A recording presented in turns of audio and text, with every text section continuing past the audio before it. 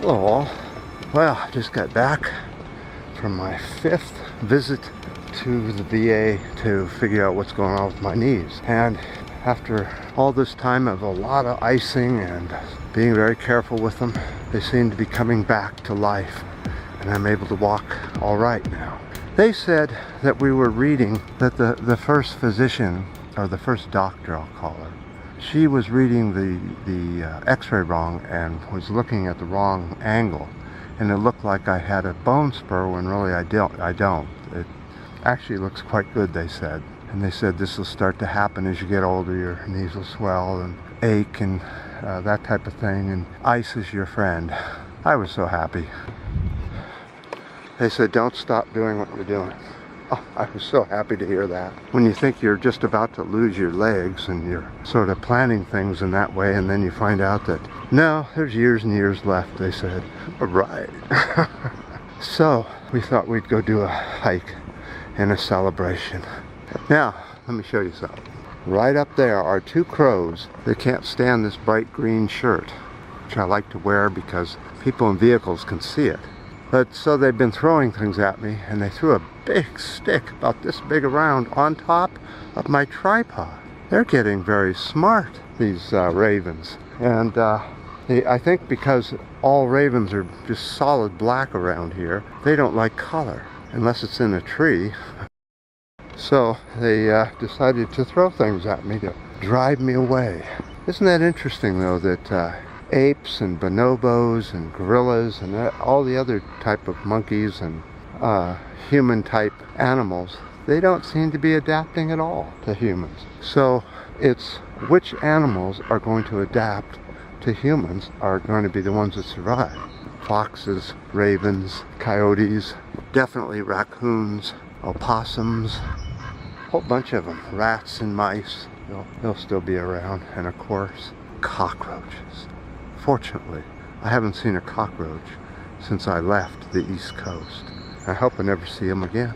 Let's move on to our main subject.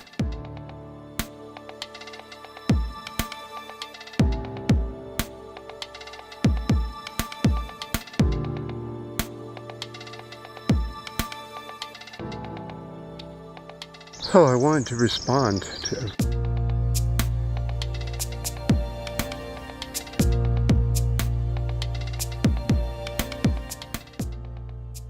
and I agree with you. There is an issue with the tunnels or anything going over a fault line can be a real problem, especially if you have quite a slip of, let's say, 25 feet or something. You can tear up your line pretty badly. So what I would do is I would make probably a much bigger tunnel for about 25 miles in each direction, so that the tube would be sitting on a sled kind of thing, so it could slide left and right to adjust for such an event. Now that would send off the signals to the controller telling them to slow it down through here, assess it before you go through, and then workers would come and straighten everything back out.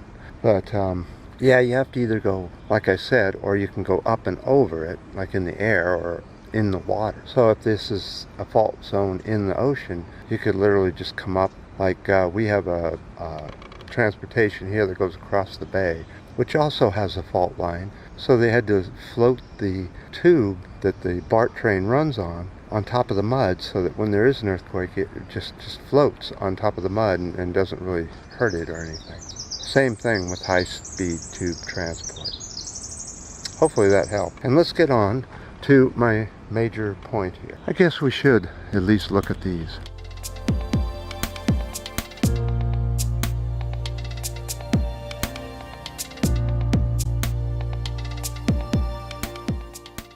You know, we're getting a lot of warning that we're getting real close to nuclear war because of all these nations now with nuclear weapons and a huge proliferation. Sooner or later, they're going to fall into the wrong hands. Not that any hands are the right hands, but some nut will use them. I can't imagine, well, I'm not even going to say.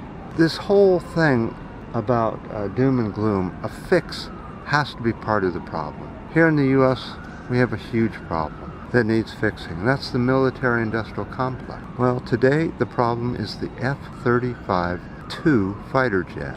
And the money and effort we have put into building this plane is astounding. Let me break it down for you so you have a little clue here. So apparently we sold a bunch of these planes to the Japanese, and the first thing they did is said they were too heavy, and they crashed one into the ocean, and the pilot is still missing. But the idiot in Japan said, this is a major milestone for the F-35 Enterprise. Yeah, he got it right. Enterprise. It's a business. Killing is a business. That's something we have to put to an end. It's ridiculous that we even think about building some kind of weapon that just kills so badly.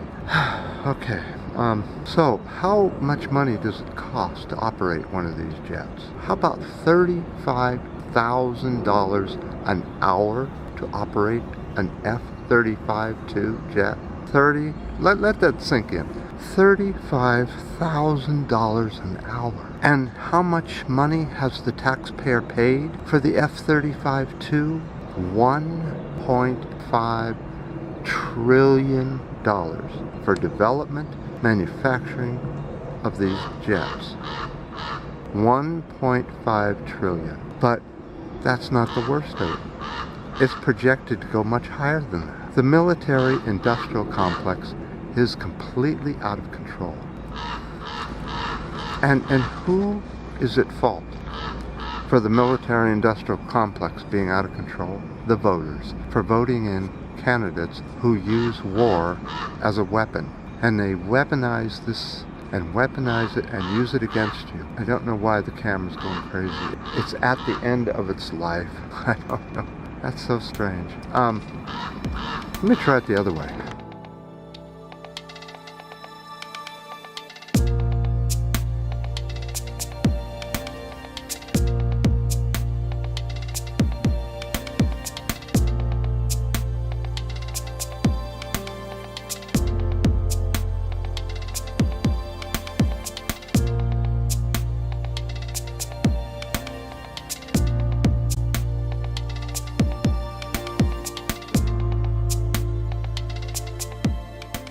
You know, the thieves and the scoundrels who take the money from the people for themselves and build some piece of junk for $1.5 trillion. God, you could pay for an entire Department of Peace for that.